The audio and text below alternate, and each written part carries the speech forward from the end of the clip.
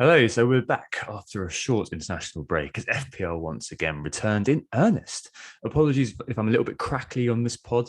I was at a stag do on Friday, a wedding on Saturday, out with Nick and some other school friends last night. So, more shots than Sadio Mane versus Leeds basically have gone through my system.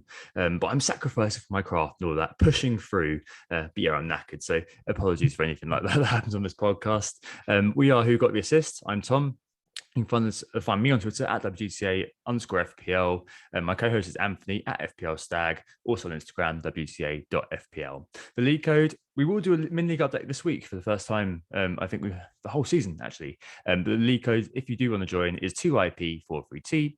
We're also on video as well. So if you prefer to go on YouTube, go and find us there. You see a nice little slideshow, see our faces, but never place the audio. The audio is the first thing we look for.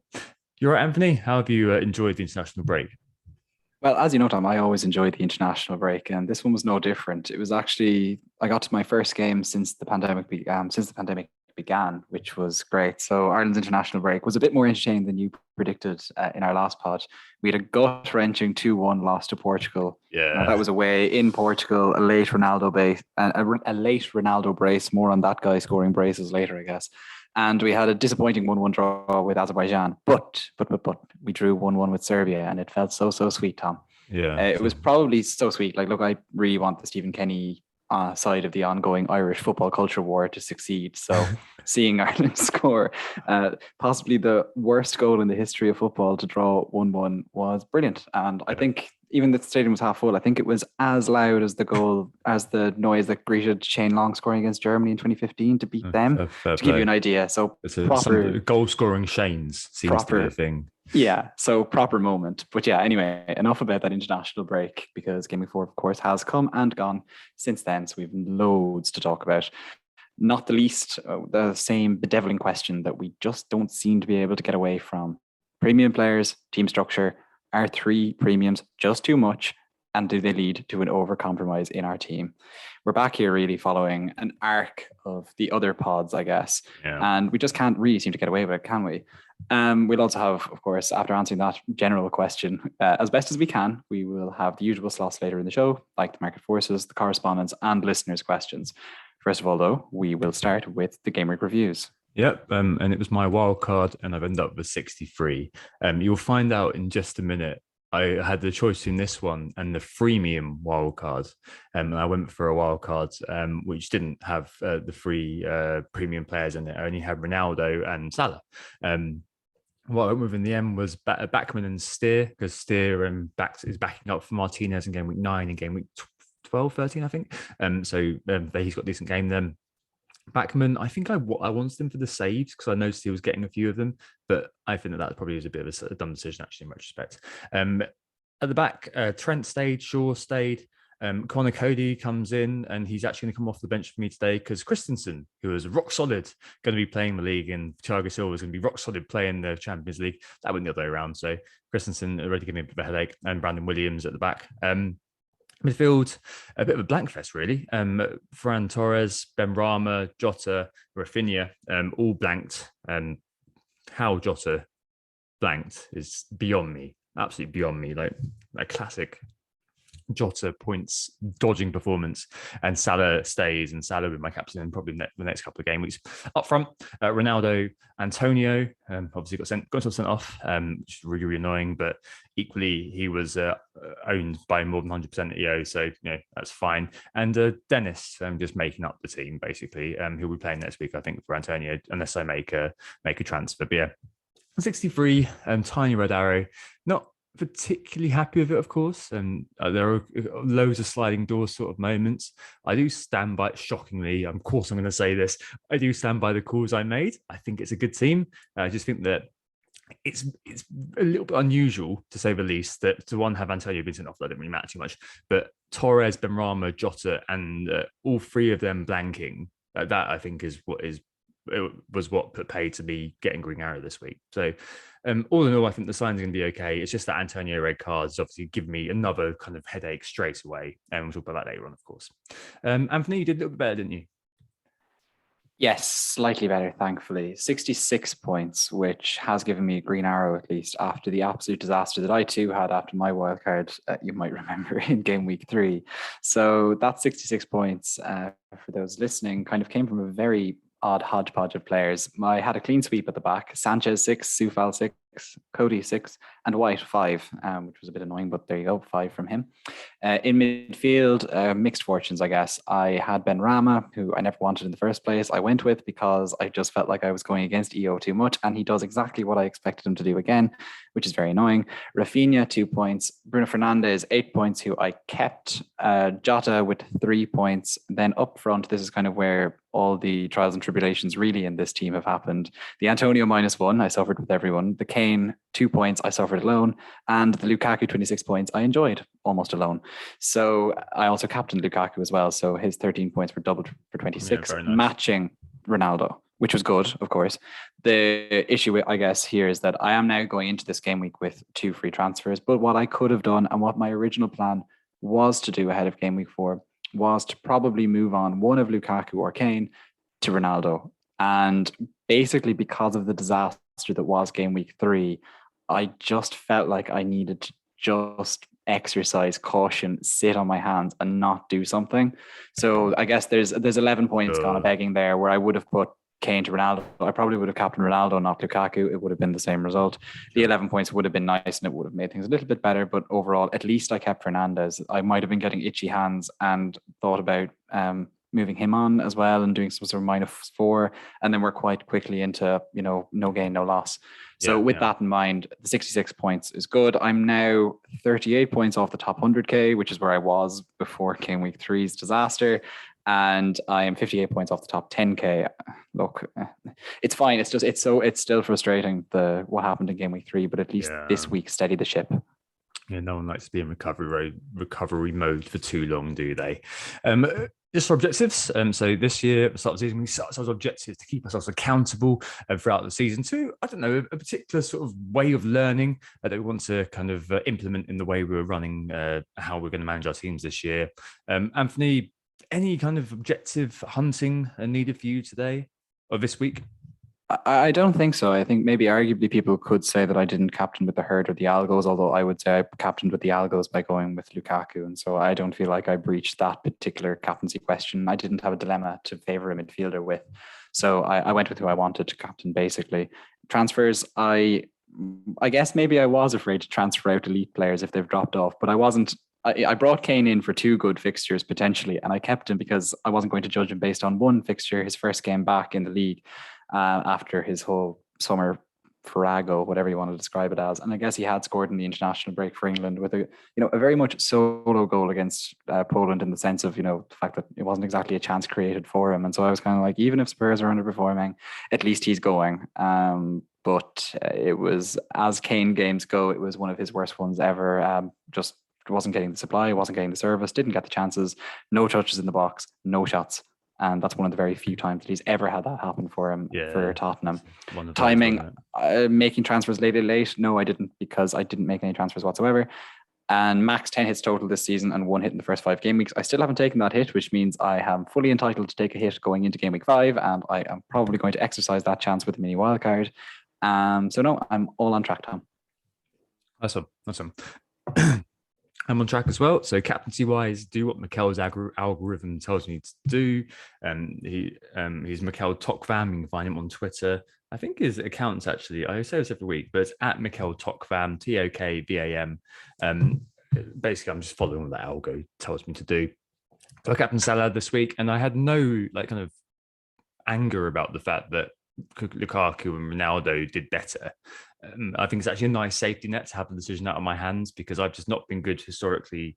Like this week, if I'd have said, "Oh yeah, no, Ronaldo, good feeling about him," blah blah blah, I'd be thinking, "Yeah, you know what." But over the course of a long season, I am historically just not good at captaincy. So I think that's I felt like the happy side of it being a negative outcome, if that makes sense, this week, because it wasn't my decision to make almost. I felt like I was compelled to follow it, and watching the game, Mo was one great tackle and one slight offside away from 2 goals and 1 assist, and he can do that. He can do that in any kind of game effectively. So I don't think anyone's going to be kind of judging me for captaining Salah. I'm sure I will get again next week.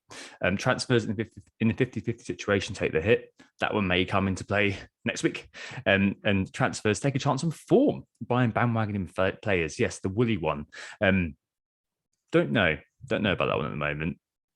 I will see and assess what you think later on, Anthony, as well, in terms of the Antonio problem we've both got, and whether I'm compelled to do something. I like being compelled to do something. You know, I can be so indecisive. You know, like the Curb Your Enthusiasm gift. You're like, oh, I don't know. And I spend all week kind of asking you guys stuff. But for God's sake, just go away and make your own decision. So it's nice to have that sort of, you know, the structure, the safety net to kind of get me kind of doing something that I should do. Anyway, let's move on to the mini-league update. 2IP 4-3T is the way to get involved with our mini-league. And yeah, it's definitely been one that we've been a bit poor on, just because basically I've not gotten around to making the slide.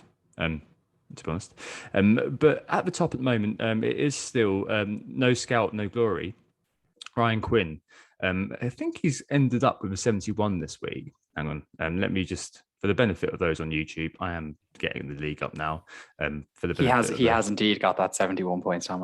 I'll go ahead here. Yeah. He has 370 points overall. He also captained Salah this week, but he had kind of an interesting team here. He had Salah in goals. He had a defense of 3 men: Shaw, Trent Alexander-Arnold, and Rudiger, combining for 5, 12, and 6 respectively.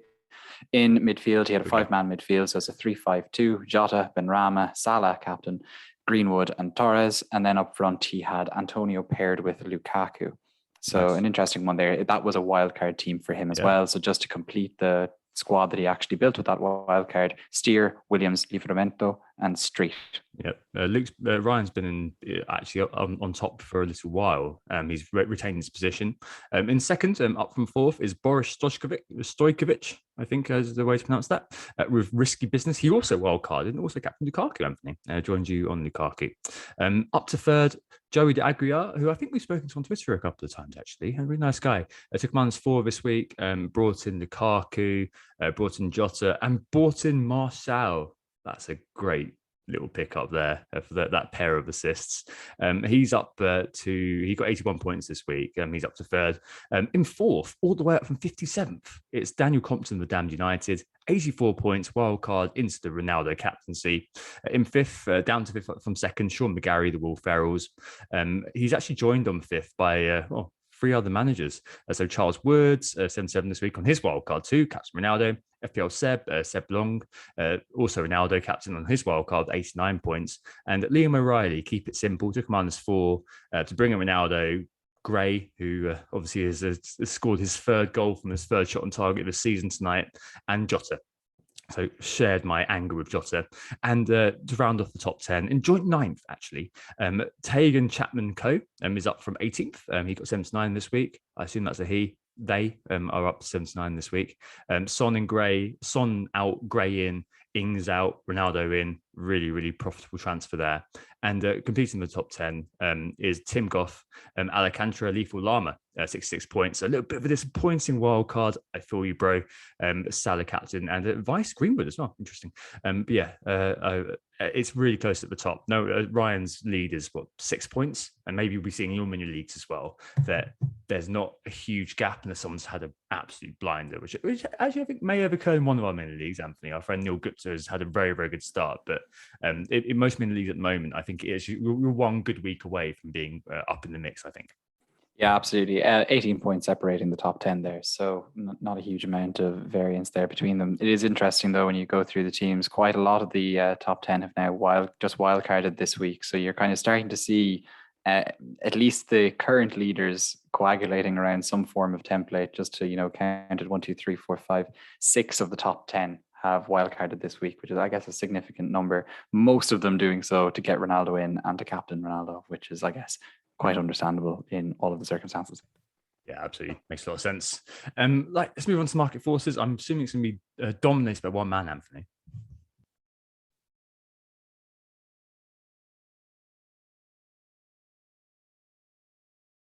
Oh, the beauty of YouTube. Yeah. Sorry, yeah, I had a combination of not having it open and the internet not working and being muted.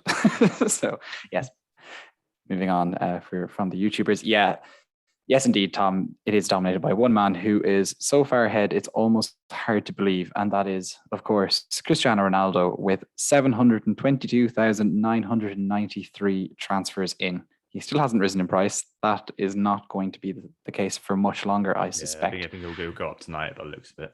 Yeah. Finally unlocked. Yeah, Ronaldo right up there, leading the way, followed closely by his premium rival Romelu Lukaku, who is already 11.6 en route to 11.7. He is about 350,000 transfers in, rounding out the top five, but with nowhere near as many transfers in really. Pogba just over 200,000 transfers in.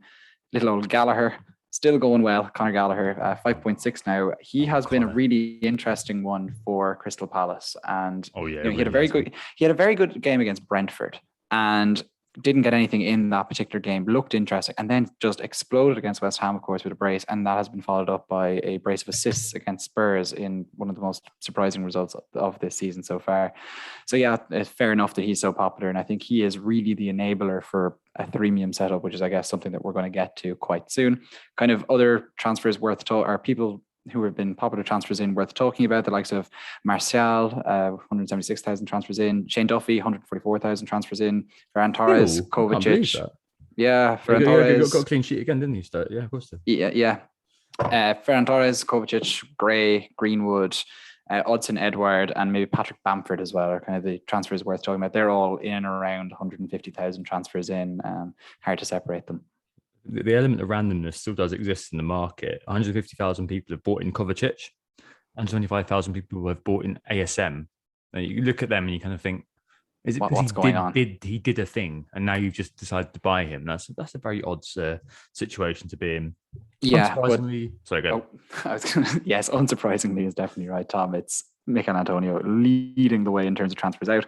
He actually has more transfers out than Ronaldo has transfers in. 808,000 transfers out. He's 7.9 right now.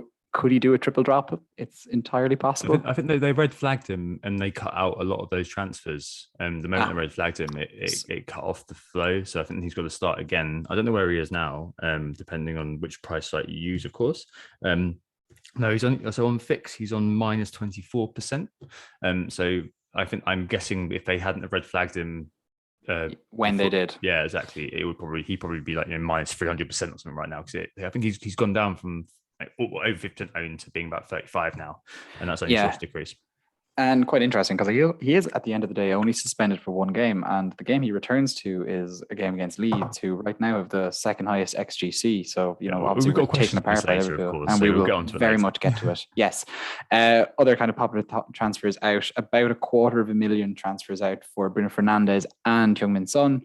Danny Ings kind of follows them up with just over 200,000 transfers out. And then there is kind of another smattering of players like Shimikas, Shaw, Benrahma, Mount, Grealish, Tony, and Calvert-Lewin, I guess, are the ones worth talking about. All of them in and around kind of 120 to 150,000 transfers out. Yep. Very interesting, although not surprising state of affairs. Bruno Fernandes, I mean, he's just done it was a wonder goal, wasn't it, for 8 points, but not enough to see people using him as a bit of a foil for bringing in Ronaldo. Right, let's move on to the main theme this week. Should we look to own free premiums? And I think the idea behind this is kind of thinking about what happened this week with namely Lukaku, Ronaldo, and Salah, who I think we need to kind of just consider as just FPL royalty at this point. Like I know Anthony did get rid of him. For me, it's one of those kind of things where I just never even considered removing him on my wild card. But I think what we are entering into is this sort of interest for a freemium style of setup. So freemium is obviously a portmanteau of free and premium, as in I've gone for a freemium setup for my FPL team. If you don't like portmanteaus, you listen to the wrong pod, boys. But I think that there's loads of questions as well on the subject. So my part of the usual question thread this week, a lot of the questions revolved around how do I set up my team to make sure it's well balanced? How do I set up my team to make sure that I can get these kind of this freemium sort of setup and not be kind of looking through dregs to try to fill out my side? So The likes of FPL Pricey, Sam, he said, do you think that by using 6.5 million or under options in midfield or forward, you'd be sacrificing so much depth to accommodate those free premiums? He also astutely says, is the fact all free premiums have returned at once, giving a slight tunnel vision on this matter. Triple Nutmeg says, is Ronkaku essential? I love portmanteau. I really like that one as well. Ronkaku. I feel like I'd be ordering that in a Japanese restaurant. Ryan says, how many mid-price mids would you have starting between 5.5 and 6.5? He says he's definitely not influenced by Ron or Ronkaku. And FPL Governor, triple premiums, yay or nay, GIF. And C and G go one step further. Is the premium 4 doable? They ask. 7.5, 12.5, 12.5, 11.5. Obviously, that's Trent. Who we spoke about.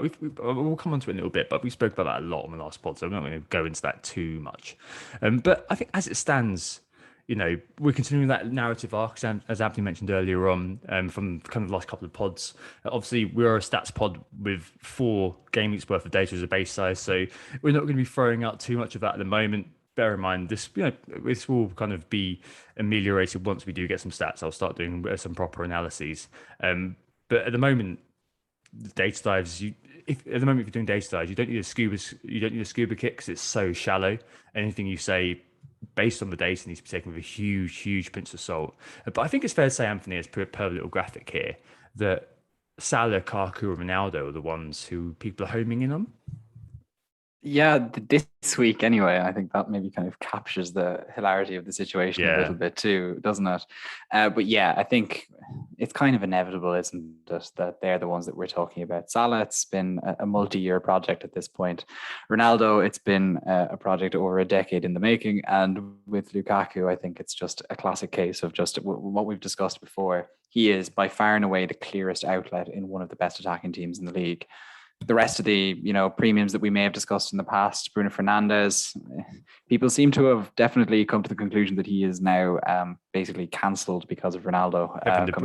Kevin De Bruyne, except without the long shots. Well, this week it wasn't quite that way, and he was involved in the attacking build-up more than I think people expected him to be. I think people expected him to turn into kind of an arc number 8 assister, and they've got Pogba for that. So of course he's part of the attack still, but he also sacrificed by many, including me, to get Ronaldo in.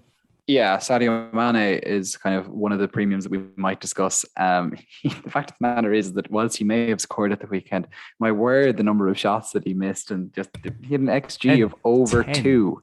He had an XG of over 2. It's like, it's absolutely ludicrous, the amount of chances he missed. I was driving back from the wedding, but I was listening to it on the radio, and it was Mane's through again. Oh, he's missed again. And even the commentators, they lost their objectivity. It was like, if Mane scores, I think he's going to be really happy, because he doesn't look very happy out there. And I watched the highlights just a minute ago before we did the pod, and wow, he was, but he's having one of those days where he just needed something to go in, anything to go in, didn't he? Yeah, and I guess he did get that eventually, but I don't think that's going to make us all rush to get him instead of Salah. That's certainly not going to happen. Nor is that double up. As well. Yeah, no, let's not talk about that. And then we've also got the 2 Spurs lads, Son and Kane, both 200 club members last year. Son, of course, wasn't playing this week. Kane, on the other hand, then is disappointed us. And I think the problem is that for Kane, he is now in the same bracket as Cristiano Ronaldo and Romelu Lukaku. And that right now, coupled with Spurs' underperformances and his own troubles, means that from an FPL perspective, and it's egg in my face, he's just not looking like a runner right now. No, absolutely. But you had the fixtures there, but yes, it just hasn't seemed to come to fruition. He had the fixtures. He no longer has the fixtures, and that's just adding to the problem for him. Well, but you've got 2 free chances now.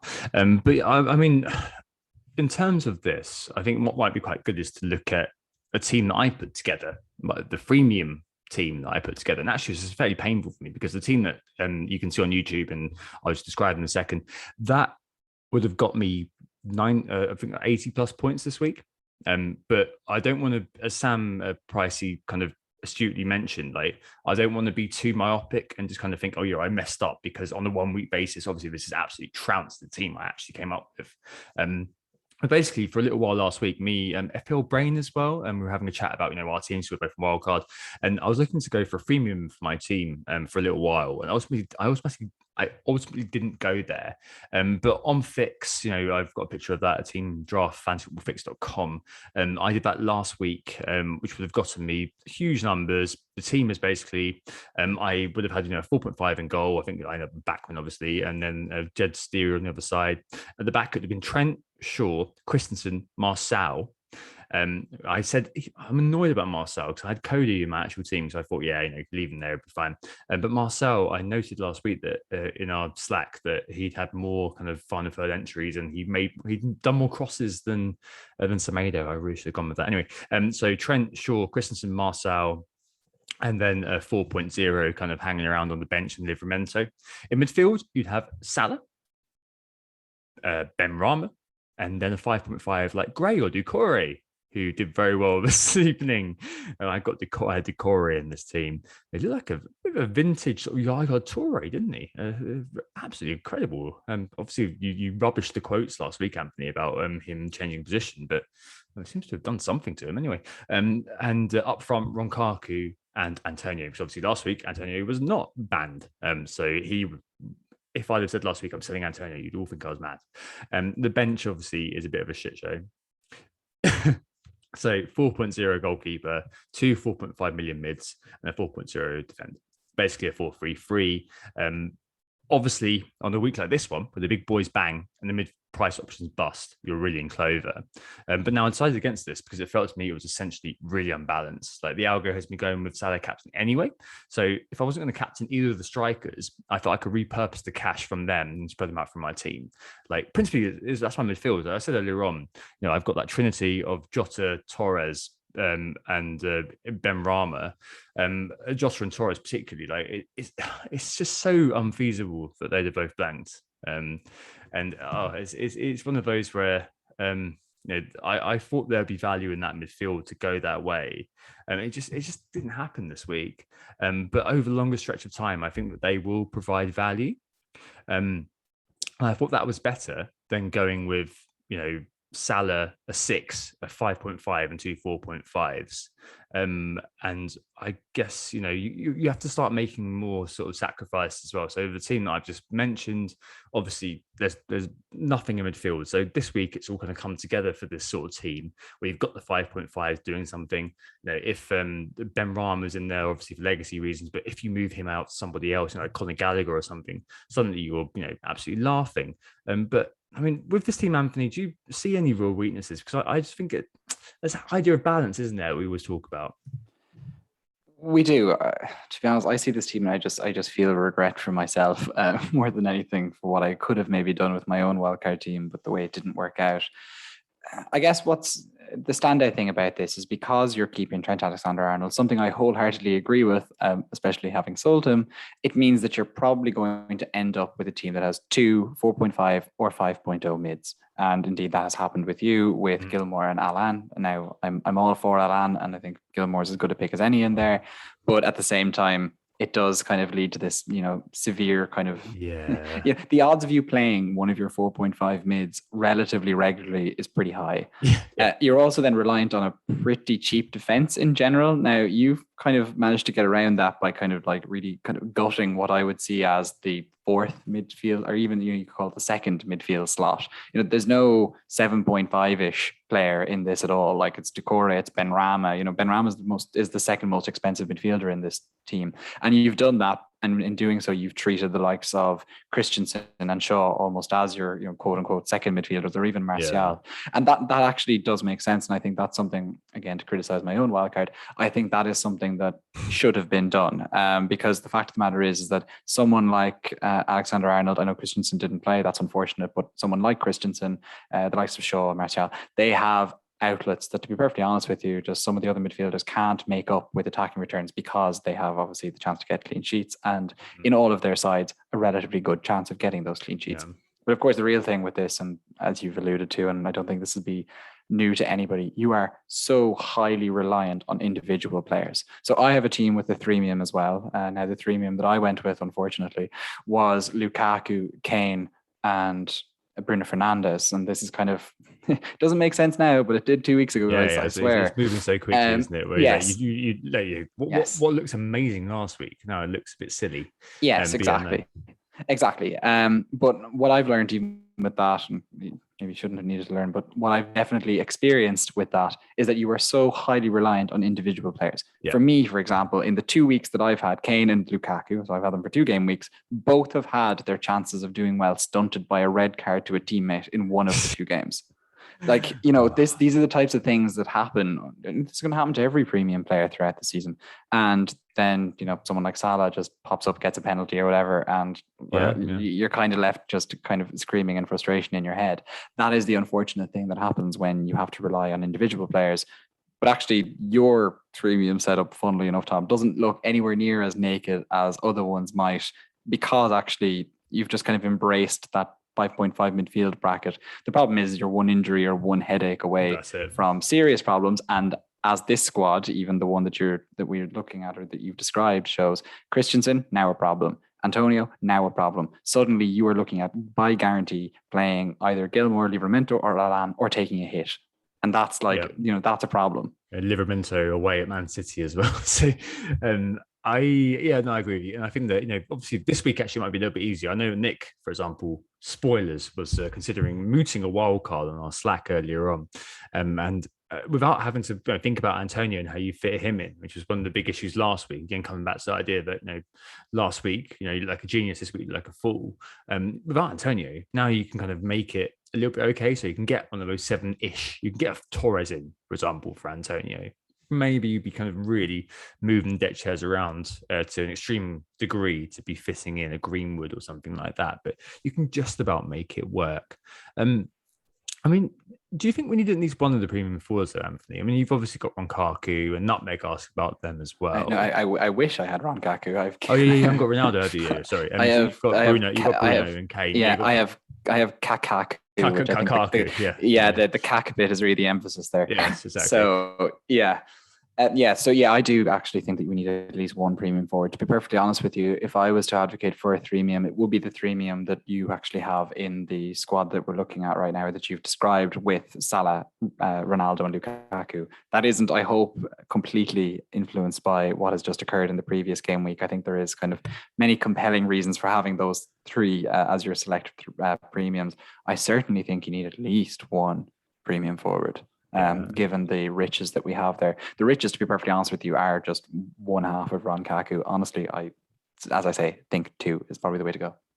Well, that's it. I mean, we spoke about at the start of the season about the aggressive strategy and playing aggressively and using the transfers in a kind of a flipped way you normally would. So normally you'd say those premiums for me, they're locked. They're in place for me. FPL Corf, he's got his little kind of pyramid of needs, and he's got loads of his premiums, stuck in these guys not leaving my team.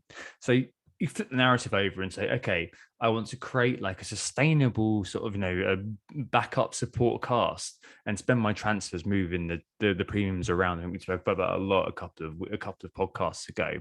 And ultimately, I think you probably we've all seen by now too, that there is a route with the premium forwards that kind of works. Especially if I say to myself, I've got this. Because many years ago, if you guys have listened for a long time, guys, girls, other people had listened for a long time, you'd know that I once sold Mo Salah. We put all the hat trick against Bournemouth. I think that's probably scarred me a little bit. So he to me feels very lucky. But the premium striker slot, if you look at the fixtures, put it all together, it's all over social media. We've spoken about it too, but if you have Ronaldo from game week 4 to 6, Lukaku from game week 7 to 11, Kane from game week 12 to 14, and then Ronaldo again from game 15 onwards, you end up with a hell of a fixture run for that premium forward slot well into next calendar year. And the idea is that you kind of tie up your transfer priorities in that and make long-term focused purchases around that. And that's kind of what I was attempting to do with the strategy that I went with. So that's why I ultimately rejected the freemium this week. Obviously, I'm a bit regretful looking at this team in front of me, or the team that I've just mentioned to you guys, girls and other. But at the same time, I'm not sure whether the sacrifices are worth it. So there are a few sacrificial lambs, aren't there, Anthony? I mean, you mentioned obviously in that team with Antonio there, as it was last week, you had to look at, removing that sort of 7 million kind of midfielder. And you are now, without Antonio and just going with Ronkaku up front, killing off that third striker slot, aren't you? You're ending up with Dane Scarlett, Captain Scarlett, do it on your bench, being a bit of a mister on, and you've got to trim the fat somewhere, haven't you? We said it in past pods. We said Trent might be the one who gets overlooked a little bit. There's obviously no team is perfect, but there's always going to be a weakness, isn't there? Yeah, there is. So I think if you're going for the threemium, one of the ways you can do it is the way that I guess the draft that we've just discussed, and I think that's probably where we'll start, and that is by basically gutting the sides of the midfield. So forgo the chance to have your Jotas, and you'll be lucky to do so. Forgo the chance to have the likes of Ferran Torres or Mason Greenwood, and instead move straight to your Doucourés, your Greys, your Ben Ramas, whoever it might be. And that does work to some extent, and that allows you to have somebody like Trent Alexander-Arnold in your side, of course. And I think otherwise it is Thier himself who is in line to be one of those sacrificial lambs. And that in and of itself is, and as someone who did it, guys, just don't do it. Just don't do it. It's not a good idea. So I think they are kind of the classic cases where really you're going to be looking at the sacrificial lambs. It's elite defenders and kind of the upper mid-price midfielders, for lack of a better way to put it. Yeah, I mean, no team is perfect, of course, I mentioned earlier, but this might be said to be imperfect by design, which is why I was a little bit put off going with it. I mean, as I said, ultimately, if I'd gone with it, I'd be happy as Larry right now and extolling my sense of genius. But the reality is that it's actually quite difficult to get that right. You would, but I guess the fact of the matter is, Tom, is that, for example, and I know we don't want to live in the woods and coulds and should haves, but the fact of the matter is that you had multiple good outlets there in teams that had good underlying numbers this weekend in Torres and in Jota. A goal from either of those, to be perfectly honest with you, and you're looking at, it's a muchness of muchness, better set up for the future, la-di-da. It's kind of one of these kind of just, as you say, Tom, unfortunate things. I'm not going in on you with it. It's just like, that's kind of unfortunately the way kind of the outcome bias kind of hits us when it comes to FPL. After what I think in the first kind of little while you get swept away by that, don't you? Whereas now I kind of look at it and just think, well, if you watch Match of the Day, or if you watch the games this week, obviously I couldn't because I was away. But if you just watch that and you kind of see, okay, I've made good picks here, it's just not quite ironed out the way I wanted it to, which is fine. I think the whole team is there. But in terms of a freemium model, Anthony, is there a future with it? Because obviously, in the short term, have you gone that way? Or I guess people who are popping the wild card this week are looking to go that way.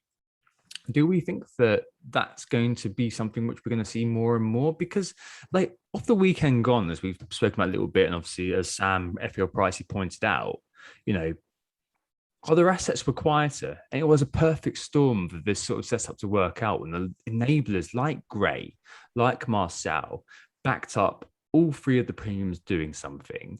And it feels like a very kind of short-termy thing to me. I think the key question here, as I touched on earlier, is balance. I think we fetishize this a lot when we come to think about our teams. But I mean, do you think we should care about balance, actually, Anthony? Because what's wrong with a lopsided team? We do it all the time during the season once our wild cards got and we're modeling through. Like, I was so tempted to freemium it. I just kind of didn't do it. Same with FPL Brain in the end. But I guess you can always kind of come down from it. It's just the fact that you're either going to be selling Ronaldo, selling Lukaku, or selling Salah. Deciding who to shoot is really difficult. So having that sort of flexibility in the team that I've got, where I've got one premium forward or two premiums, feels a lot better than the freemium, where it's quite constricting, isn't it? I guess that's kind of why I ended up ultimately not going with it. There's obviously the other argument, which is the fact that if you have all three of the premiums, then you make sure that you have a ticket to the lottery, no matter what, with those premiums, and you can captain them. And obviously, if you get that right, the gain that you get is compounded, especially if one of the others goes well. And of course, this week again being the classic example of a week where it would have, if you had Lukaku, Ronaldo, and Salah on your side. It's just a perfect storm, yeah. Isn't it? This is it. But the thing is that, for example, my threemium, and I think it's worth just focusing on what happened with my side for a second. The fact of the matter is, okay, if I had Ronaldo instead of Kane, Fernandes and Salah had very little difference between them this week, so that's not a bit immaterial this week. The fact of the matter is that my week was good because of, as you say, a different perfect storm, but a perfect storm nevertheless, of Soufal, Cody, and White getting clean sheets. Like, how frequently am I going to be able to rely on my bargain basement defenders to supplement my premiums to such a degree that I do well? Like that in and of itself was very unusual. And I think this is where the idea of balance comes into things, because sure, this was a week where lightning struck and quite a lot of our enablers in various parts of the field, defense and midfield alike, combined and did well and propelled teams forward. If it was a week like game week 3, you'll find that if you had the right premiums for that week, look at my results or go back to the last pod, you'll find that just didn't work out at all. And it was actually the sideshow players that in the end I didn't have had propelled the average to a pretty decent score. And this is kind of the problem that comes in a week by week analysis of FPL that you kind of have to iron out over time. And of course, it's impossible to tell the future, but I do think that a threemium model can succeed. The problem is that so much of your success hinges on the success of the enablers that you put around those premiums. And of course, we talked about them last week. We'll probably talk about them again in listeners' questions and answers later. And this is, I guess, the arc that we discussed, Tom, that, we've constantly been talking about the premiums, but of course, then there is the other people in the squad that we need to talk about too.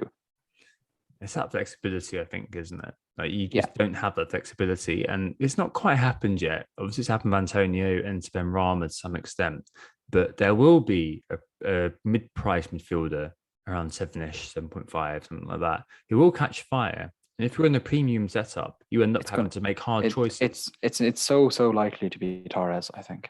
Oh, I hope so. I really hope so. That's the reason he's there. But at the end of the day, you look at it and kind of think, well, actually, there's a good question from Sean McCall I thought was worth just throwing in here. Yes. He asked us to suggest which premiums are easiest to cover and with whom.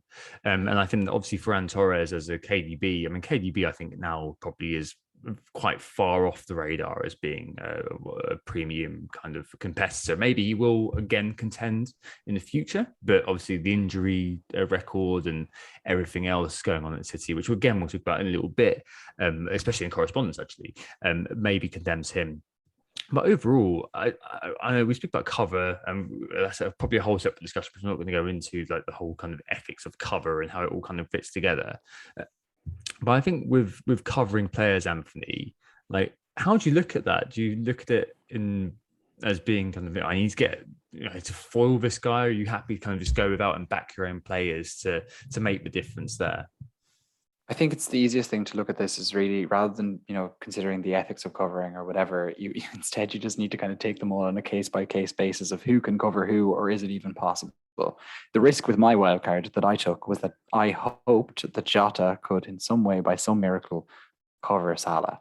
And if you are to look at the underlying statistics, for example, you'll find that in terms of non-pen XG, and I do say non-pen because of course Salah has been supplemented by one pen, Jota and Salah, it's the difference of 0.5. The problem is that Salah with 1.76 has managed to get an awful lot more goals than Jota with his 1.25.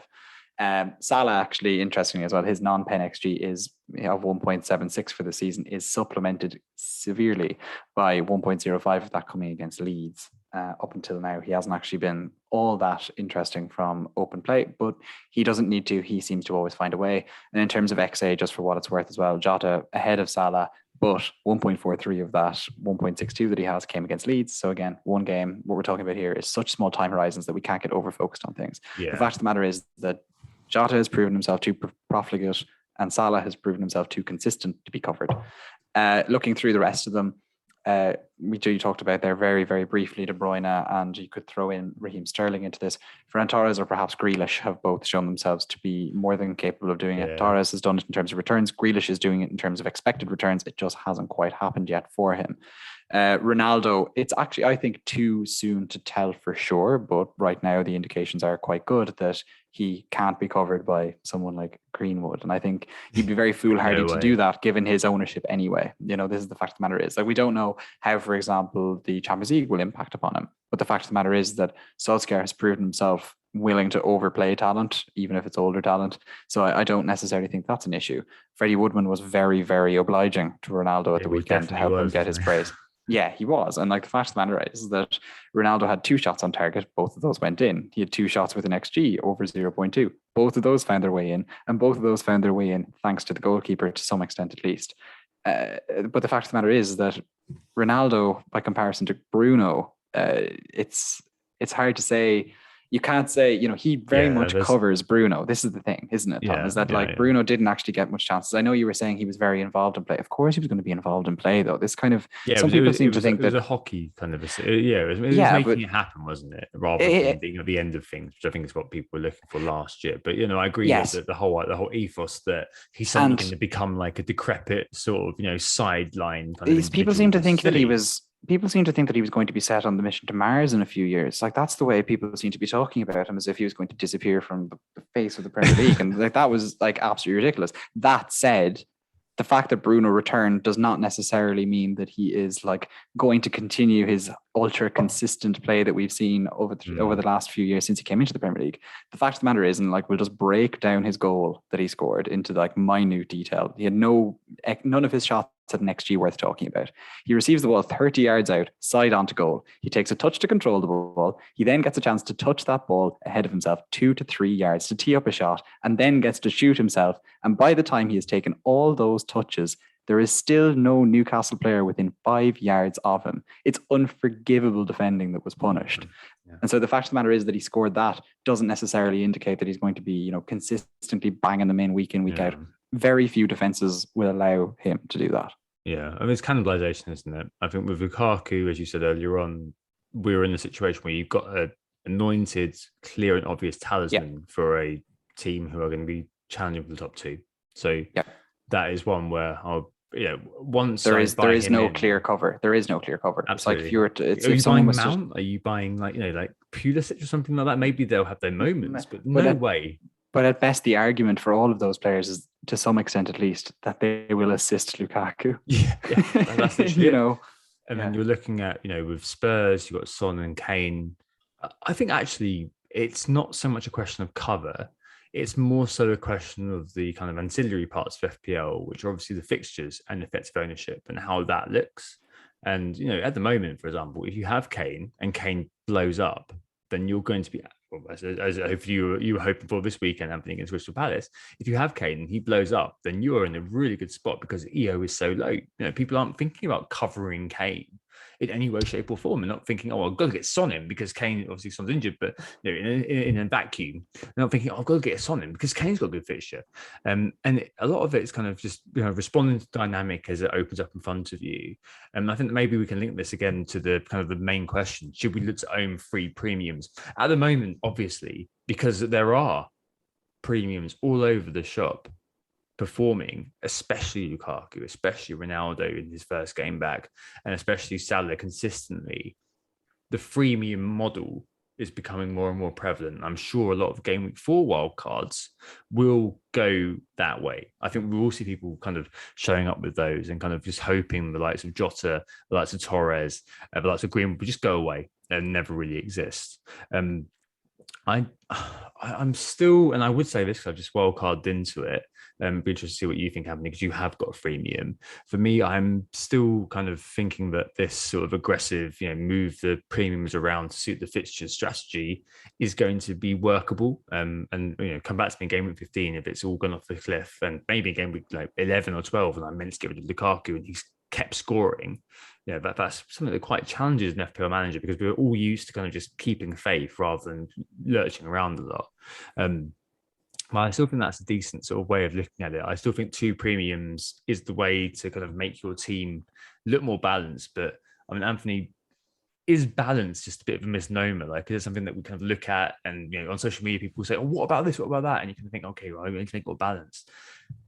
Should we really care about that? Like, is balance actually a thing? You obviously aren't, your team isn't balanced. I wouldn't call it that, but you know, it's set up for a reason that way. Yeah, like it's a bit of a frustrating one because, like, whilst I wouldn't say that my team is totally imbalanced, I still have a defense which is, you know, barely cost me anything. So I guess it is imbalanced in one sense or another. The fact of the matter is, I feel that right now, we talked about that aggressive strategy a few weeks ago. That was, you know, how would you call it, like a BR before Ronaldo. We discussed that. I think things have kind of changed. BC would have been much easier, wouldn't it be, before Cristiano? The fact of the matter is that things have kind of changed again. it feels like Lukaku is kind of settled into the side. Chelsea's fixtures are now turning, so it means that he's, kind of comfortably going to sit into our side. The Spurs game is nothing to fear. The City game is there. The fixtures are switched. Salah has been consistently tipping along so nicely that everything that we've learned in previous seasons seems to still apply. And Ronaldo then is kind of now suddenly kind of sucking the life out of United's attack, it seems. And so that means that he's going to get everything. And that's great for him. I'm not sure if that's actually going to be great long-term for this season for Manchester United. I think it'll help them beat lower sides. I'm not sure it'll help them beat bigger teams. And I don't think it'll win them the Champions League. But, at the same time, it does seem like the three premiums can work. But that is contingent on the fact that some of that supporting cast that you are relying on right now do go well, and that the players who kind of occupy the 8-ish million bracket, and I'm going to just mention the likes of Bamford, the likes of Ings, the likes of Grealish, don't continue to fire, or the idea that Liverpool's double defense doesn't suddenly look so alluring that you'd feel the need to get in on that, or the fact that if there's three defenses are starting to go really well at the same time, let's just pick just out of the air the Chelsea one, the City one, and the Liverpool one, and suddenly it seems like a massive big at the back is worth going. The threemium model can't work then. But just as it is right now in the current climate that we seem to be existing in, and with the current fixture sets that we seem to have, it does seem like three premiums is an option. Yeah, it's always an option. Obviously, we're never going to prescribe a way of playing. We're going to give you your fishing rod, not going to feed you your fish. But at the end of the day, I think it is interesting. I think it's definitely one of those things. And there's a few kind of obvious tangents that we could have gone into. Oh, I'm not going to captain him, so why would I pay that much for him? Is one of the tangents we could have gone into. Is it really worth it? No, you can probably guess what. But like this, sorry, like Tom, I know you don't want to go down into the tangent, but like don't get too caught up in the if you're not going to captain him stuff, because I think it is. Yeah, exactly. I do think it is rubbish, because the fact of the matter is it's about getting points, and if you feel like if you feel like Salah plus a Doucouré is better than having two players of around 7, a Jota plus a Torres, then do that. Like, it's not about who you can captain or who you can't captain. Exactly. I think it's really interesting. And again, kind of folding back, I guess, to the pod we did kind of 2 or 3 pods ago, I think what's really fascinating is the way that we've now got loads of open avenues to how you set up your team, tactics that an individual manager may be using. I ignore social media a little bit because they were looking for like a herd mentality sort of a way that we can everyone corral together. But I'm just hoping that individual strategies and a way in which you can set your team up, be it a freemium, be it with an aggressive kind of moving the premiums round strategy. I'm hoping there'll be differentiation, because last year obviously was not a year which welcomed that. But all in all, really interesting sort of discussion on the freemium idea. Will it become a thing? Will everyone in the FPL community have a freemium? Well, we'll see. Maybe we'll see a Bamford, as Anthony mentioned, or a Ferran Torres coming through. We just too many premiums in disguise in the lower ranks, and then suddenly this is all going to fall apart. Exactly. Right, let's take a break there, and we'll be back with you for the correspondence just after this. All right, so we're back, and as you can probably hear, my voice is beginning to fail a little bit. Too much shouting, Mr. Brightside. Yes, or I'm a millennial. This is what we do at weddings. And too much shouting over loud bar noises on Friday night. And last night shouting at Nick, basically, because we were having a chat in a very, very loud bar on Sunday night. Who goes on a Sunday night in London, people? Apparently me. But we're moving on to correspondence now, Anthony, your favourite part of the podcast. And it was a bit of an unconventional one this week, wasn't it? Yeah, yes, indeed, Tom. The correspondence section is, of course, your chance to send in your long-form questions, your addendums to previous pods, or your just long-form thoughts on FPL to usually whogottheassist@gmail.com. However, this week's correspondence came from Sean McCall, and it came via Twitter DM to the WGTA Twitter account. And Sean, who you'll find on Twitter at Macaulio09, basically asked us about pep roulette and the extent to which we can opt out of it. And this question was not of what personnel to get, and more so the mental gymnastics required to make peace with the decision to opt in with a player and enjoy what you get and accept the pain of rotation versus just ignoring City totally in favour of other teams' big hitters or their mid-priced options. But while we're at it, since we've got so many questions on this, we'll kind of toss in more personnel-related questions too. So we have one from FPL Elf, and he's asking, with the fact that City have now had 9 different goal scorers in 4 games, is it just worth ignoring them altogether? Or is it worth chasing that upside with Pep being consistent in his selection so far by going after the likes of Grealish and Torres, who are their only assets that have over 7% ownership? And we also have a question from Jimmy the Claret, who was basically asking about the viability of Jesus. So that kind of brings us, right around to the whole kind of question of what the hell to do with Pep Roulette more generally, and whether it's better to love than to never live at all. Yeah, it's a bit of a WGTA question, because I'm guessing most people are going to be focused on the freemium thing, which we've already spoken about. This is more kind of future gazing, because obviously, in the near term, obviously they've got a decent one next, which against Southampton. Then they've got Chelsea and Liverpool away consistently in game week 6 and 7. Before things kind of get better. 8 to 10, 11 they've got Man United, 12 they've got Everton. But they run to a nice group of fixtures from kind of late November onwards. And so this can definitely be something that we look into a little bit more then. First thing to do is to point you in the direction of at Jump the Wave and that FPL Meta on Twitter, who do their own lineup work, which is well worth looking at if you want to check out how the predictions of learned individuals, i.e. City fans, and other sort of respective sources go down in terms of how it works. But here on the psychological side of it, as Anthony just mentioned, I think for me it comes down to risk appetite.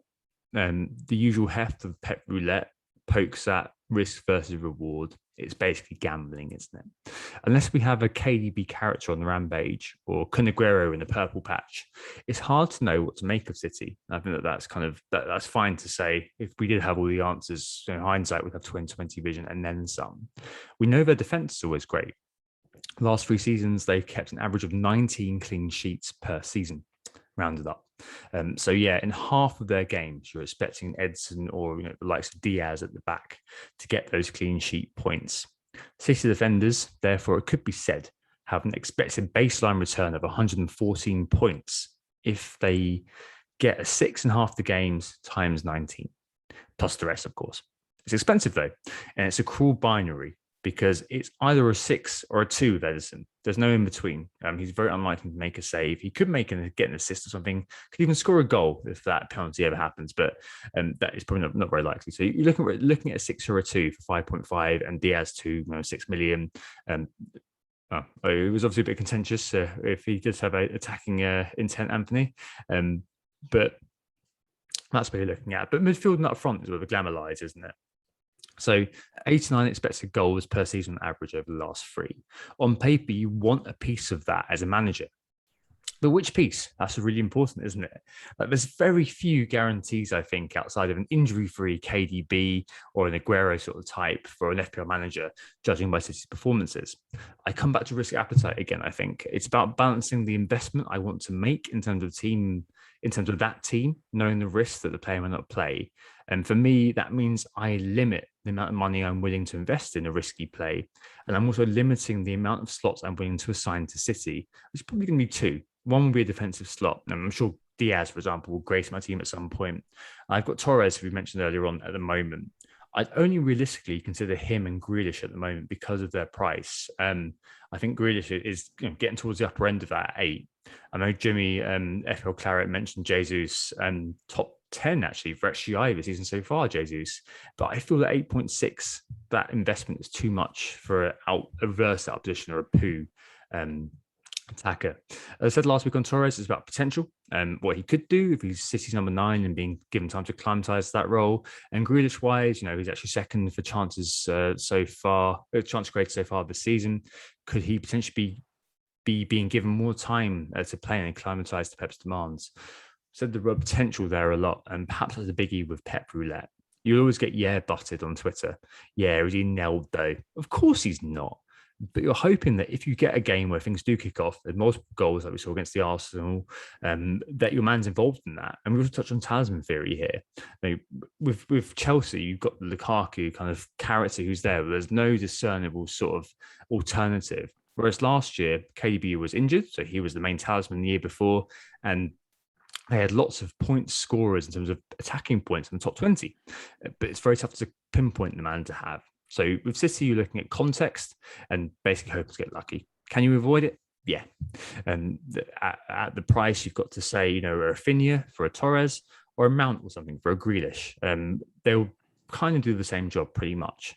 The kicker here, I think, Anthony, is EO. So if there comes a time when, say, Torres is number 9, he's scoring every week and he's started at 7.0, or Grealish is assisting for fun, there's a good run of fixtures to come, game week 12 onwards, maybe you'd be looking at Edison or Diaz.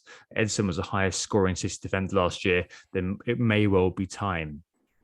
But at the moment, because people aren't rushing on City, and as Elf mentions, only Grealish and Torres have ownerships above 7%, then at the moment, you may be looking at the expected minutes of these players and thinking that actually the alternatives are better. That's kind of the way I look at it anyway. That it's very kind of situational how you look at City. I think that analysis it's hard to argue with an awful lot of that, except for the fact that I do think that a City attacker is, and I guess you've done this, Tom, so you're kind of arguing against yourself in some senses. I do feel like a City attacker is advisable to have in your side, and Torres is right now the clear and obvious choice, and that isn't just because of the fact that he has scored a lot so far. It's as much down to the fact that just the underlying statistics point towards him as well. If you look at XG, for example, or just shots in the box, he is City's most dangerous player so far. 10 shots in the box, 2.15 XG. And he also has, by and large, had relatively guaranteed minutes so far, 305 minutes. Grealish, it should be noted, has had 345 minutes though, which is, as far as their decent attacking players go in terms of underlying numbers, right up there. Interestingly, actually, and I want to point out with the underlying stats here, is Raheem Sterling. So he's only got 1 goal so far. He's only played 157 minutes so far. But actually, as far as City attackers go, he has a 1.39 XG, which is actually the second best in that squad, the same as Jack Grealish. But, I think the one thing with Sterling is that he seems to have adapted, far more to no surprise here, he is more adapted to how Pep's play style kind of operates. And so he has kind of done better out of it maybe so far than Grealish has. Grealish has obviously got 1 goal, but the nature of that goal means that you can't really draw a huge amount of confidence for his goal scoring chances in this City team, but that will come. 7 shots in the box so far, it'll come. The thing as well with Jesus, and maybe this is kind of getting at Jimmy's question, Jesus has had just 4 shots, in spite of the fact that he's had pretty good minutes playing over there on the wing in that position. So the fact of the matter is, as well as Tom, you cited his pretty good XGI. The vast majority of that kind of unusually comes from XA, 1.91 XA, which is leading the City team, which is kind of just unexpected. With so many great creative players, the idea that Gabriel Jesus is the best attacking outlet so far, it hints at the variance of early season and the fact that we've just have 4 game weeks to work off, but also hints at the fact that Jesus is playing a much more peripheral role, hanging onto the touchline an awful lot more than he is getting into the box now. Remember, just 4 shots.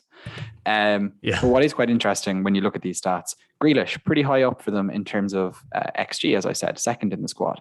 Grealish is right up there as well in terms of XA, 1.26. But what's interesting about this, and I think what this hints at, is the fact that Grealish still has much more adapting to do. He has more attempted assists than any City player, 13, but just 1 of those has translated into a big chance created so far. And I think, if you compare this to Riyad Mahrez, who has had much more limited minutes, 5 attempted assists, 3 of those resulting in a big chance created. He's just not finding himself, giving the cutback, the classic City cutback, as much as other players do. Yeah, the City goal. And I think that will come for Grealish. And so he is good in terms of both XG and XA right now, but it just hasn't quite come together. And I think it will come together for him. So with that in mind, Torres, in spite of the fact that he has a very minuscule XA, 0.04, he did manage to get an assist from that, hilariously the same as Grealish. But, the fact of the matter is that he is at least in a very good position. He doesn't represent a huge investment for you, but he does have a very, very high ceiling. City has scored 5 times in 2 of their 4 games so far. I know it's a very small sample size, but we all know that they can do that to anyone. And I think by the time we get around to the Burnley game in game week 8, after the Chelsea and Liverpool games, I suspect everyone will be looking towards him, especially if he manages to find the net in any of the next 3 games, especially if he finds the net, I guess, against Liverpool, as recency bias drives everyone towards him. Yeah, absolutely. I think I again return to that risk appetite idea, that you've got to make the risk that you're taking commensurate with the price that you're paying. And for Torres, that works in the Goldilocks zone effectively. 7.2, I think he is now. I Mhm. mean, if he is the nailed number 9, I think I spoke last week about Pep's pet project. If he is the number 9 who's been given time to do it, didn't sign any number 9, Harry Kane is still at Spurs, then you end up with effectively City striker being a He's a 7 million midfielder. Like, yeah, that's pretty damn good, isn't it? that's a premium in disguise, a premium and a half, if anything, in disguise. So yeah, there's a really good option there. Just we haven't mentioned, you mentioned them, but I didn't mention them. City defenders, very good options there. Laporte has definitely hoovered up poor old Diaz's goal chances. He's actually had the second most attempts of all City players so far this season, which I thought was pretty funny. Or no, that's not completely true. He's had the second highest in terms of shots in the box in the City team so far. So just behind Torres, who had 10, is Laporte with 8. Now those haven't added up to much of an XG, it's just 0.36, but that's just corners for you in it. And the goals will come, but will the minutes keep coming? That's the question with Laporte. John Stones and that doctor injury, etc., etc. Safe to say that it's all conceptual, all situational. We need to see how this season unfolds, because last year Pep reinvented the 4-4-2 to make things work out. Will he do that this year? Will things change with Ferran Torres now being number 9, or will he revert to a false 9 situation? Everyone's saying, but a lot of people are saying, well, Torres' minutes are going to be limited because Phil Foden and KDB are coming back, which kind of makes me think the mental gymnastics are being done already to talk yourself out of a player. I'm not sure anyone would have ever said that Phil Foden therefore means that the striker can't play. I think it'll be interesting to see what they do with Torres, just because it sounds like Pep's got. Sam Lee said in the Athletics, I said in a podcast a couple of months ago, a couple of weeks ago, that he's better in the box, and Pep identified that, and he's retraining him as number 9 without there being a real heir to him, Jesus being shoved out on the wing. Like, are we really saying that Foden and KDB are going to come in and take over that slot? I know Pep's played Fabregas as number 9 before, but I just can't see that happening. Yeah, I don't want to dig into the weeds too much of City's tactical plans and how they're going to play throughout this season or anything. But I think one thing that we can all, I think anyway, accept has been an issue for City as pertained to their advancement in the Champions League and trying to get right over the line there, is trying to find a system that actually has a focal point up front, in the middle, and the end, and kind of the humming and hawing that has happened over Aguero and all the different midfielders and things has definitely been to their detriment. They were clearly trying to address that this summer with all the talks that they had to try and get a striker. Torres is now their best chance of doing that, short of signing somebody in the January transfer window. I wouldn't rule it out. But if they are taking that project seriously and are trying to develop a focal point, then I think you need to develop Ferran Torres in big games and small games alike while you have the chance to do so, or else start to develop someone else in that role, or just buy someone in January. Yeah, potential. That's all it is, potential. And bearing on what we said about risk management, how much risk you're willing to take. Are you going to sit there and kind of go, okay, I'm going to have Torres, I'm going to have Grealish and defender. I can understand having the defender and one of those two. If you have all three, you're going to need a strong bench effectively. But yeah, no, really interesting. Thanks very much to Sean for that DM. He said he had too many Guinnesses and decided to send me that DM, but fair enough. And obviously thanks to Elf and Claret FPL as well, because really good questions and they all kind of feed in together. But obviously the big question this week, to move on to the listeners' questions, is obviously wherefore art thou, Antonio? What do we do with this guy? 3 double-digit returns in a row and a red card. Buy, sell, hold. What do we do? So Ryan FPL Egan asks, what do we do? He can't afford Bamford, he says. Whereas friends of the pod, Rob Pick and Benny Blanco, come in as a 2-for-1 deal and say, yes, they can, but should they? Yes, you probably should. At FPL Locked, asks if now's the time to sell, and could even Ben Rama be in for the chop? And a friend of the pod, Adam Pritchard, puts it really well, actually. He asks if a red card for Antonio is a blessing in disguise in terms of being a good excuse for us to sell on Antonio ahead of the onset of the European competitions. He also asks again if the likes of Ben Rama are also vulnerable. Let's do Antonio first, Anthony, and then move on to West Ham a bit more widely later, because obviously you and Ben Rama have got a bit of a checkered history. But Antonio-wise, I mean, I really liked Adam's question about it because it gets to the crux of the matter. Yeah. We know he's dominating the emergent stats, which we're not going to go into because what's the point? 3 game week worth, 4 games worth. Is there a case to remove? Well, data's not going to help. Remember in the behavioral science pod as well, we spoke about framing and narrative bias. Like some of the data I've seen to support Antonio's sale based off of the 4 weeks is outrageously misleading. I mean, you all know what I'm implying. Just find out on Twitter. And that's just creating a narrative propped up on dodgy cherry pick numbers. No, that's not the way to go. And so I think the qualitative side of things is where you need to look at with Antonio. I mean, sure, they signed Vlasic, but they didn't get that second centre forward in. Even Everton got Rondon. And it'll be interesting to see who ends up playing that role in the UEL. Obviously, this week, probably going to be Antonio, isn't it? Because he's suspended for the weekend. But overall, we're not going to see rotation with him, but we're going to see managed minutes, I think, with him. I think his expected minute count might be cut by a fair amount. You'd be looking at kind of 60, 70 minutes per game. Obviously, he misses United, which that's a game I'm not really too upset he's going to be missing as a Shaw owner. Then he's back for Leeds and Brentford. Anthony mentioned earlier that Leeds are not particularly performing well at the back, and they conceded the most shots on target of any team and the second highest expected goals conceded so far this season. Most of that is Sadio Mane, let's be fair. But Brentford, a lot more resilient, actually. They conceded their first goal this weekend.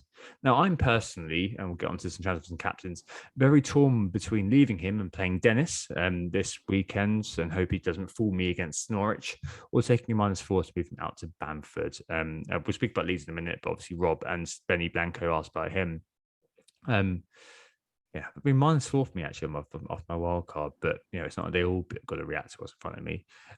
What do you think about Antonio, Anthony? Do you have any? You've got your 2 free transfers. Is that mini wild card going to include getting rid of Big Mishy? It wasn't really the thing that was tempting me, because the fact of the matter is that just, say in an alternative universe, he doesn't lose his head and he doesn't get sent off.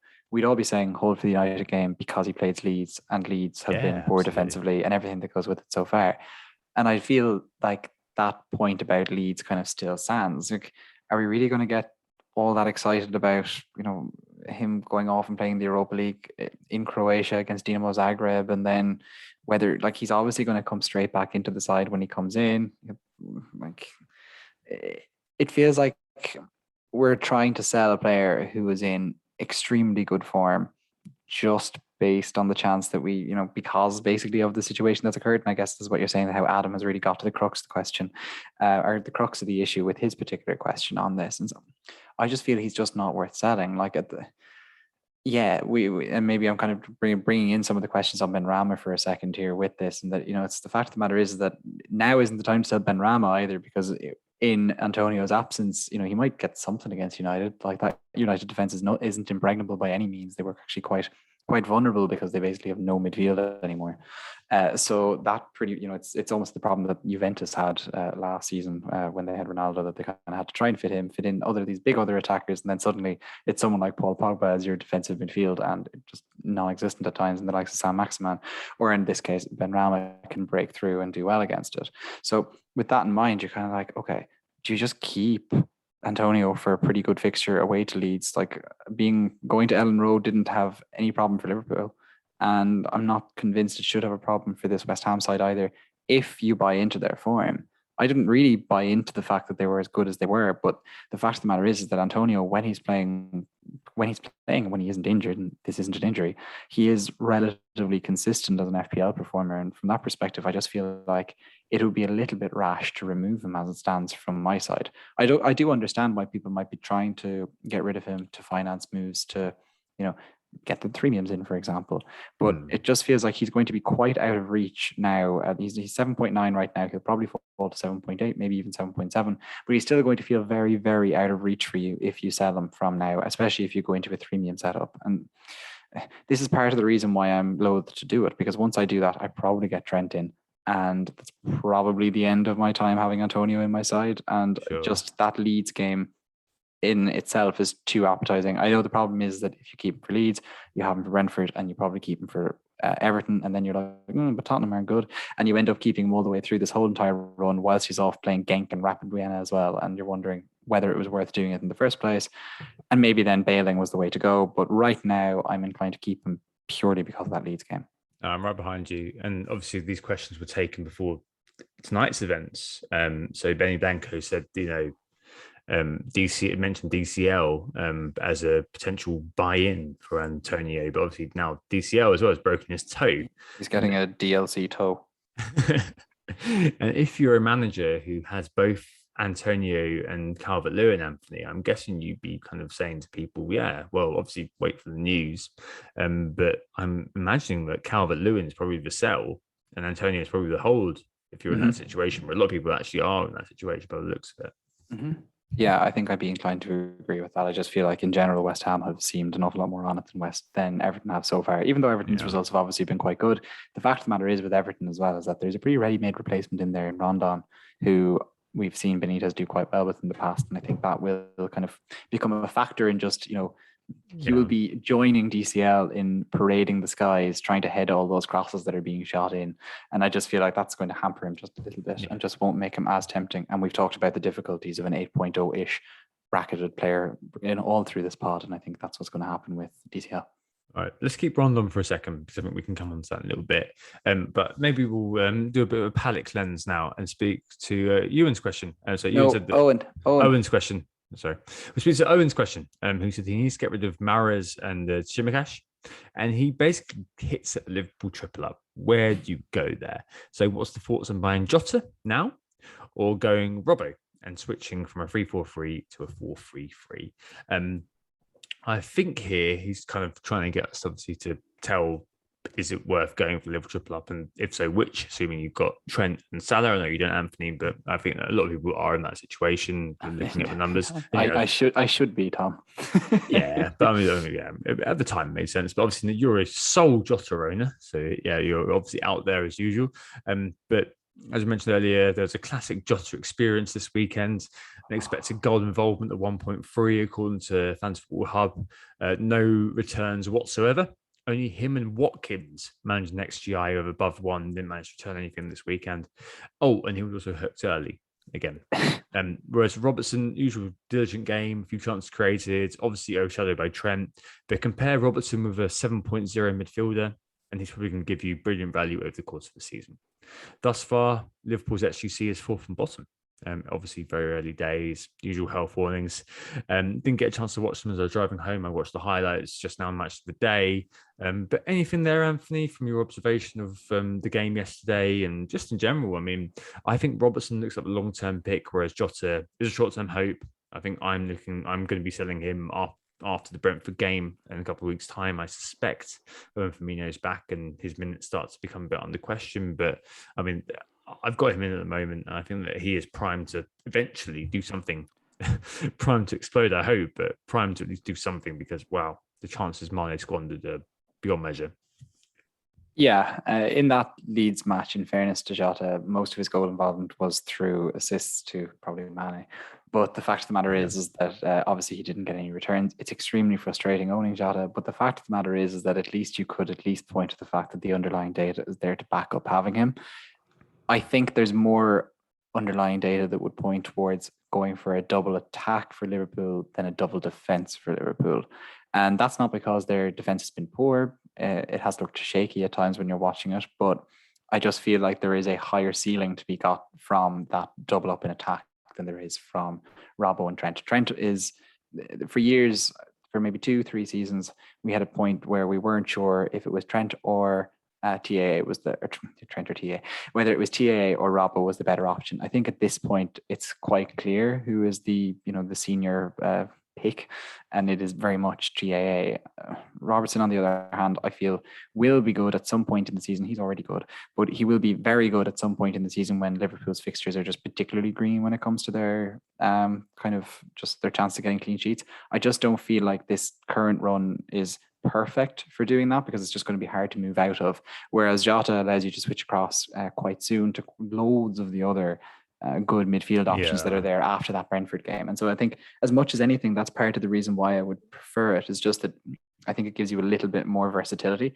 That said, if you got Robbo in for these next 2 games, especially if you were on a wild card, then you could be thinking about moving off and treating your elite defenders as elite Reece midfielders. James, you're thinking, and then yes, exactly. You could talk about Reece James, you could talk about Diaz, you could talk about Laporte, you could talk about all these different options that are there. And I think then there is an argument to do that, especially if you're on a wild card. But I think then you've just got to, and it's an FPL manager thing that I think that we need to avoid defensive transfers. But if they were 7.0 midfielders, we'd be just rotating them all the time.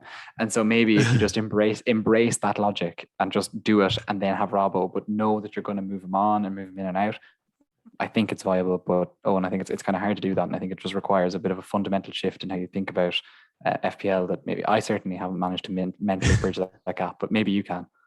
Cool. No, fair enough. I think if you last couple of games, Allison really, really like point blank save from Rodrigo in the last game, and the game before that, obviously the ridiculous I think he's it's tough between him and Edison, but I think Allison does actually face more shots, and his expected goals prevented this season is again really, really good. And last year I think he was top for that. It's one of those where it depends on team structure. It depends, as you said, Anthony, how you kind of strategize around what you're doing. Are you going to be ending up moving like Robertson out and kind of going, you know what? Well, okay, I've got Robertson there. Then here comes James, and now I've got 1.4 million to then move forward somewhere else. Fair play. I think if I was Owen, I'd be looking at probably Jota still. I know that obviously we're all frustrated as owners, but a lot of it was beyond his control. Like obviously there's one really nice chance earlier on in the game where he took the ball down and then the shot was eminently savable for Meslier. But the rest of it was just like, another day, if Mane's in form, in flow, however you want to put it, like he's got 2 assists there. And at that price, it's the Ferran Torres paradox again. At that price, there's a 15-point haul in there, and you suspect it's going to come in one of the next 4 games. But just the hilarious thing is it could easily come against City. Oh, absolutely. We've all sold him. That's when it's going to come off. That's the kind of guy. That's why people kind of say, "Oh, well, this player's such a troll." And Joss is one of those. Having on him at Wolves as well, who does that. Right, let's move on to Leeds and allure onto themselves. FPL Dummy Tom and FPL Hoofed God both note the great fixtures for these coming up, but they both sound pretty tentative. A few people have been quite tentative around the place. Do we, they ask, go for it with them, or is it a trap? I think we always say, to begin to answer the question, that fixtures beget form. And I'm sure that will be the case with Leeds too. Now, it's fair to say it's not quite come together for them yet. I mean, they're so in the data by the looks of this, middle of the pack sort of thing. But I'm sure it will. There's no better time than next 6 fixtures as well, which only taking West Ham with teams finishing in the top half of the Premier League last season. It's definitely the time for the likes of Bamford and co to step up, I'd imagine. So if we've got Newcastle first up, the worst XGC of any team, follow West Ham, which is obviously a slightly tougher game. And actually, there's an argument that you probably want the West Ham players there rather than the Leeds players. And then you've got Watford, Saints, Wolves, Norwich for Leeds then. I'd imagine there's goals on the radar. You obviously will know that I love Bamford from Tanzania Fury, and he's actually got a 0.1 million discount at the moment. And we've spoken at length about Rafinha being a Hazard-esque character in the past, who shows up in the threat and creativity columns, ludicrously overpriced as well. So Anthony's fellow countryman, FPL Review, has him being the most valuable player in FPL in terms of his price tag against what he could possibly do. So I've got Rafinha for the next. Brought him in my wild card. I'm pretty happy with him. Watch any Leeds game, you'll know that that's pretty damn decent for the price. We need to turn that liveness into actual returns. Bamford as well. Last season, opening season in the Premier League, 190 plus points in FPL. That's also pretty damn good. I'm still a bit torn on if I get rid of Antonio or not. But if I did, I'd be getting rid of Bamford. Getting rid of him for Bamford. I'm not sure yet. I'm not sure. What do you think about Leeds, Anthony? I'm very uncertain with Leeds, to be perfectly honest with you. Like you, Tom, I have Rafinha in my side. I've seen enough to want to keep him, but if I was someone who didn't own him, I'm not sure if I'd have seen enough to buy him in. And Leeds have looked a little flatter than they have. I think Tom, did I see you quoting in the Slack yesterday? I can't find the statistic myself. That Leeds' pressures, maybe was it, are Yeah, that was it. down below their average. Adam Pritchard's literally telling us the whole time that Leeds are looking tired. And I think that's what I was on from him when the pressures per 90 had gotten like from being in the upper echelons to being in the lower sort of dredges of the league. And that is quite interesting. And that kind of feeds itself towards kind of this, maybe greater problem that Leeds have suffered. Though that said, they have a very distinct structure, and they've had huge injury problems at the back, especially in the center of defense and defensive midfield. And each of those have kind of like upset this fairly finely tuned system that relies on so many things kind of going right. And this is why when things go wrong for them, it's usually explosively wrong against good teams, but they tend to beat teams around them.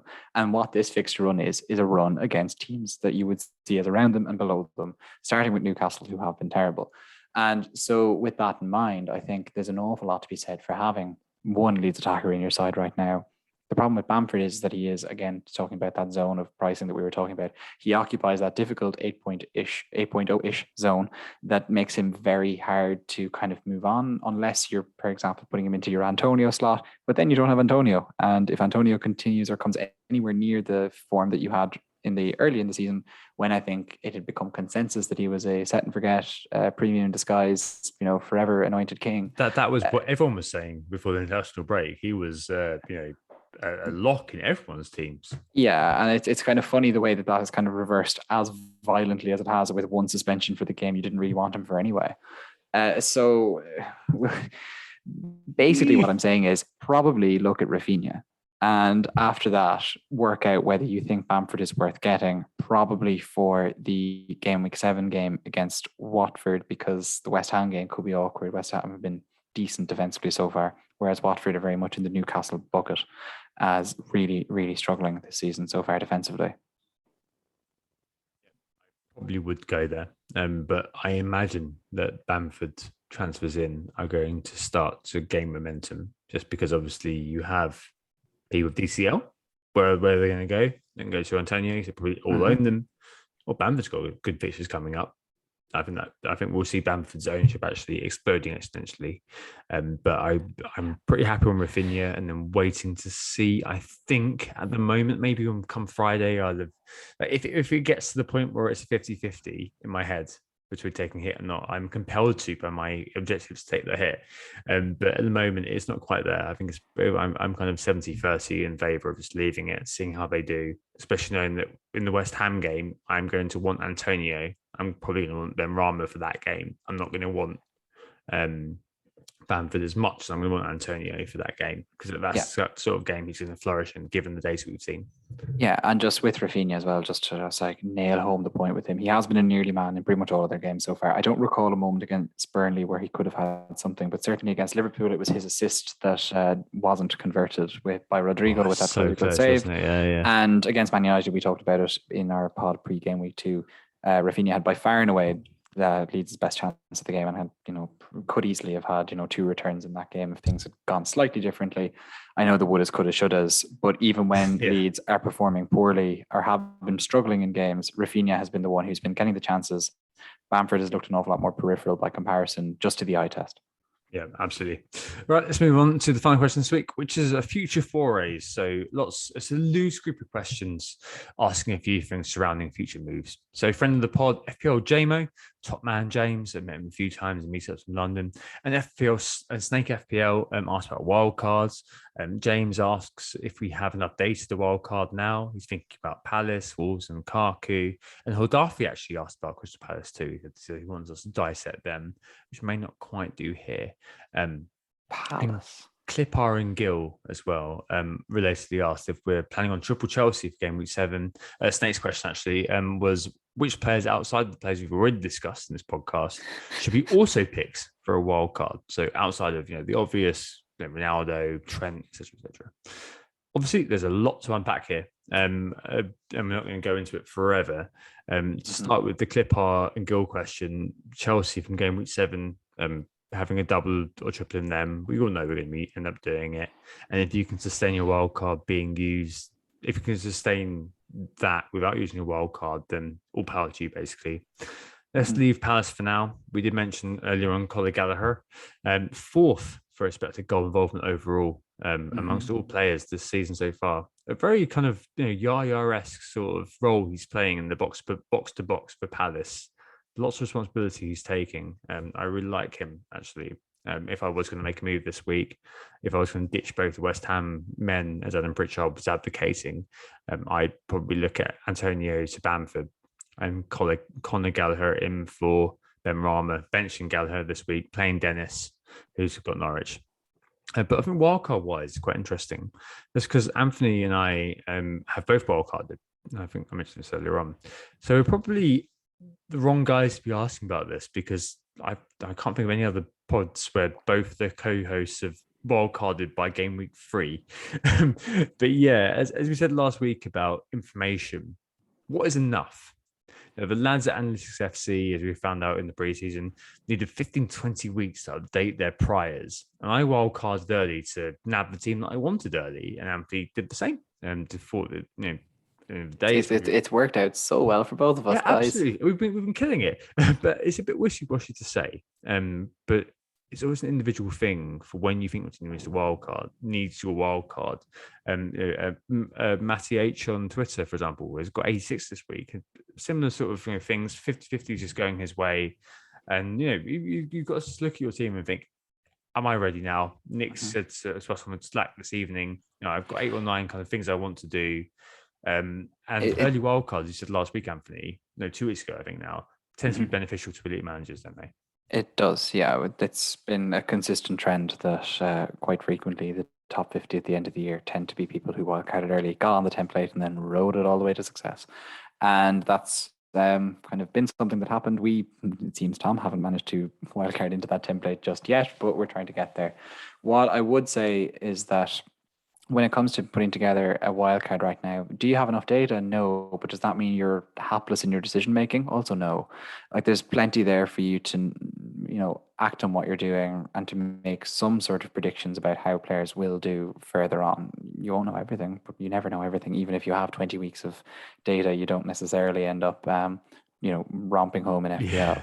So with that in mind, I suspect you can go ahead. And the problem is that, especially when we're talking about the 3 parts of the threemium that we've been discussing, their prices are just going to start ticking up. They're going to be a little bit harder to get, and quite a few of the enablers that go around them are also going to start ticking up. And those maybe start to tuck into some of the players that were maybe being discussed in the sides that were mentioned in the questions, the likes of Palace, and that is the likes of Gallagher, or even Odson Edward, who obviously has had a spectacular debut with 2 goals off the bench, and it's very hard to know what to make of that when he had so limited minutes and so much impact. But Palace have kind of some tougher fixtures coming, whereas Wolves, who were also mentioned in one of the questions, they have much better fixtures. I, of course, in my own wildcard brought in Connor Cody. There is plenty of options there. It was Martial who did very, very well this week, but Semedo has also looked pretty good in the underlying stats. I think, Tom, you were saying that Martial has the more promising data there. And then there is, of course, the chances to punt on the likes of Trincao or also Jimenez, but I'm not sure if that's really worth doing when there is so much hot competition in their price brackets that they haven't really been able to match with their underlying data so far. So yeah, there is. One of the questions there asked us about the players that we would say would be nailed outside of the classic template or the classic, let's say, threemiums or whatever. I find it very hard to point to anyone outside of Sanchez in goal, to be perfectly honest with you, as someone that's worth doing. I think you're going to inevitably have a 4.5 midfielder, and I would suggest getting Alan as that 4.5 midfielder. It's a very unsexy thing to be suggesting, but it's not a meme pick. It's much more than a meme pick. Find me many higher scoring 4.5 midfielders, Tom. And then really, I think Rafinha would probably be someone who I would put in basically on a fixture punt, but also, maybe on the basis of what he's done last season.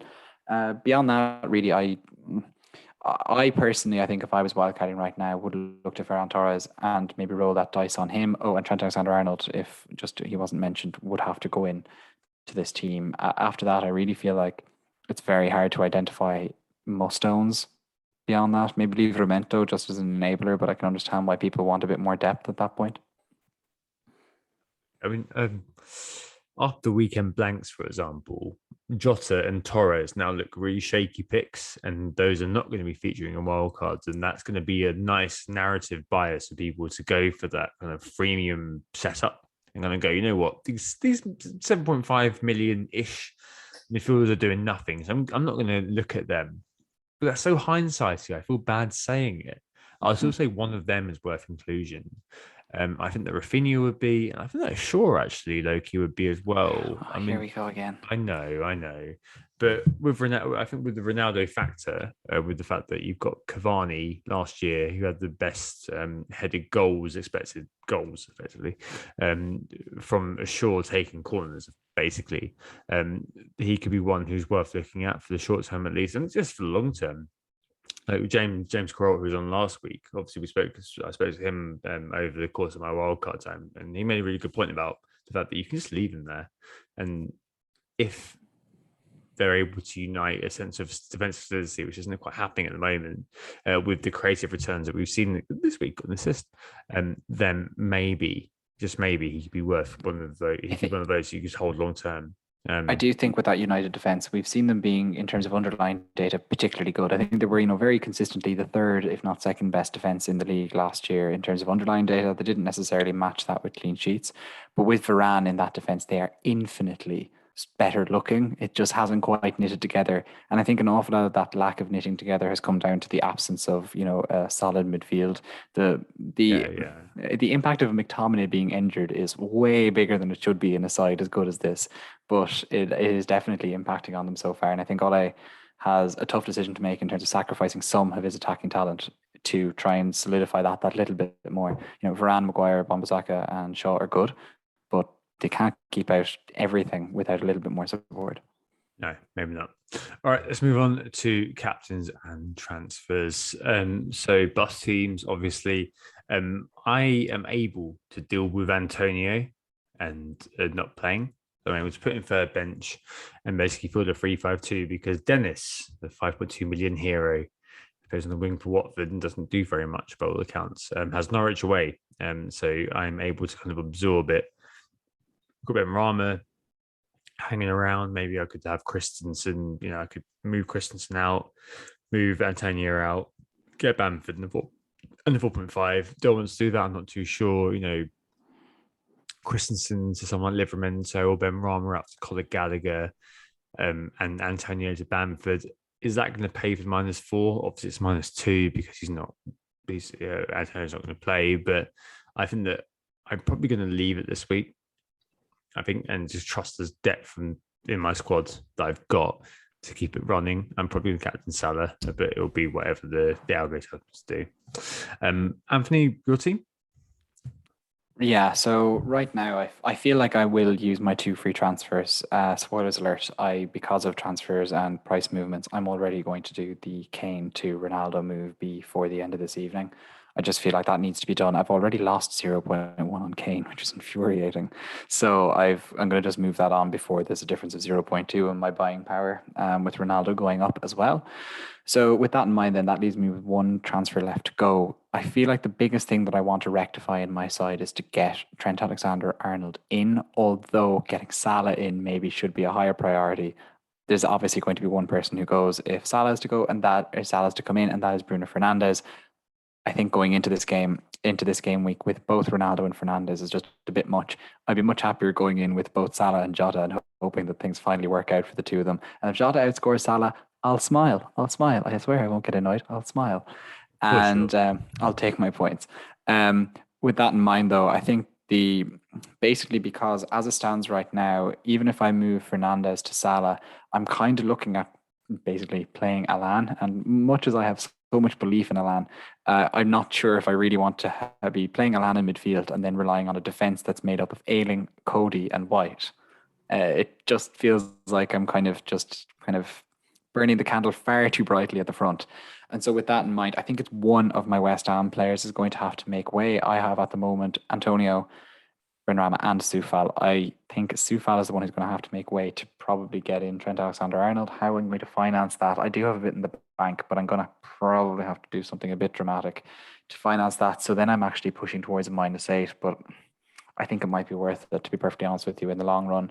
I just need to rectify some of the mistakes I made in the wild card. And, the worst way I could possibly accept those mistakes is to just leave them continue to impact my side. I think just pulling off the band-aid, fixing it. And I guess, to be perfectly honest with you, countering all the people who are wildcarding with a little bit more knowledge and who are basically wildcarding into the team that I should have wildcarded into and that I could have and that I didn't. And I just need to kind of act to not fall further behind. I'm 831k right now. With those hits, I'll be back outside the million again, but whatever. I feel like I need to do it to move further forward. And then with that in mind, my captaincy will probably go on to Salah when I have him in my side. Yep, same for me, because I'll go, we someone to do that. All right. Mm-hmm. That's probably it, isn't it? Yes, indeed, Tom. It is. Thanks very much for listening, everyone. We were Who Got the Assist. We would greatly appreciate if you could leave a 5-star review wherever you listen to this podcast so that we can push ourselves up the algorithms and all the rest of it.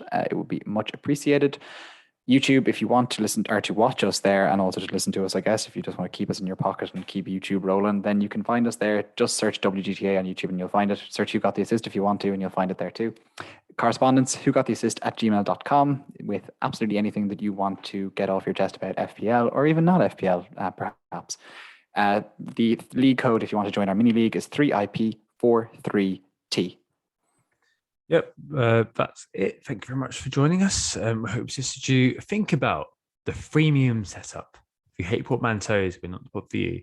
But overall, we'll be back next week. But in the meantime, I hope to assist you. See you soon. Goodbye.